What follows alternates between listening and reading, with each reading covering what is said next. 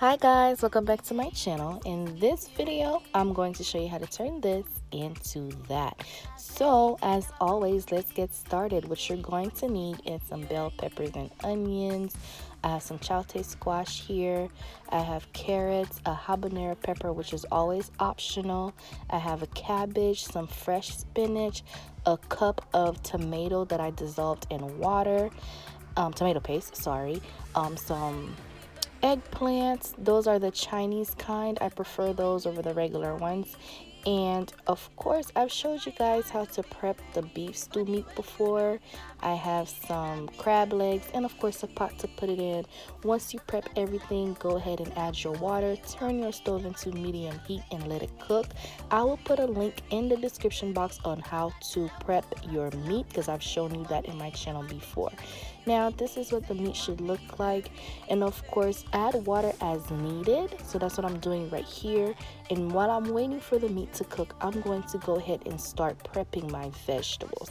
Starting with your chaute squash, go ahead and cut it and peel it off. I'm using gloves because for some reason the chaute squash doesn't go well with my skin. It makes it very dry. I'm not sure why, so that's why I have the gloves on. And also you can use a peeler. You don't have to use a knife, but I am an old-fashioned cook, so I can't help it. I'm sorry. But once you get all that done, go ahead and cut it up. And then you want to remove any excess skin that you didn't remove. And then you want to remove the seeds because we don't want to eat that. So go ahead and remove those. And you can clean it up a little bit as you can see. And then go ahead and cut them into even-sized pieces.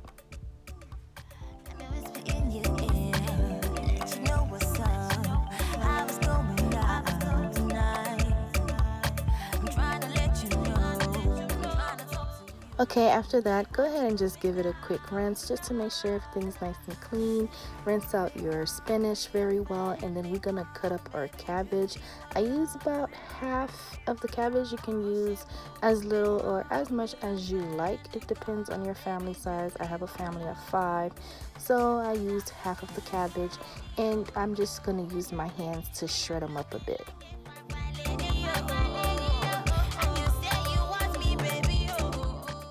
Now we're going to take our eggplant. We're going to do similar what we did to chaute squash. We're going to peel it off and then we're going to cut it again. I'm using that kind specifically because I don't like all the seeds in the other one, and I find that the Chinese ones have less seeds, so that's why I'm using it. So at this point my meat is done cooking as well, so it should look like this. Yummy, yummy, yummy. We're going to take that and put it in a different bowl here, and then we're going to go ahead and add our chaute squash in, and then follow that by your eggplants and then the carrots. Make sure you peel those off. I didn't show on camera, but you want to peel your carrots, and then you're going to add those after the eggplants, and then you're going to add your spinach and your cabbage last.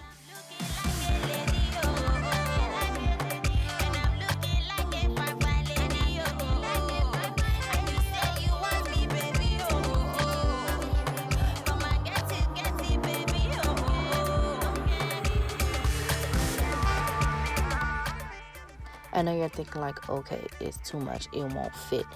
But the thing is, guys, I'm moving and I had to use my smaller pot. I'll talk about that later on before I move to let you guys know. But it will work out, no worries, because these vegetables will cook down and they're gonna shrink. So all is well. So go ahead and add your tomato puree, and then you're gonna add 2 cups of water so they can cook, and you want to let those steam. So once you're done doing that, go ahead and grab your saran wrap, wrap it up, cover it up, and then you want to let it cook for about 30 to 45 minutes.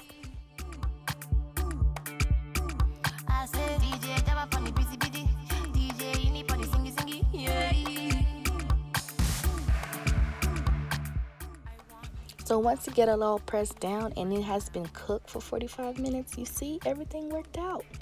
it all went down, and be sure to use your spoon to uncover it. You don't want to use your hands because that heat will burn you. That's the worst kind of burn to have.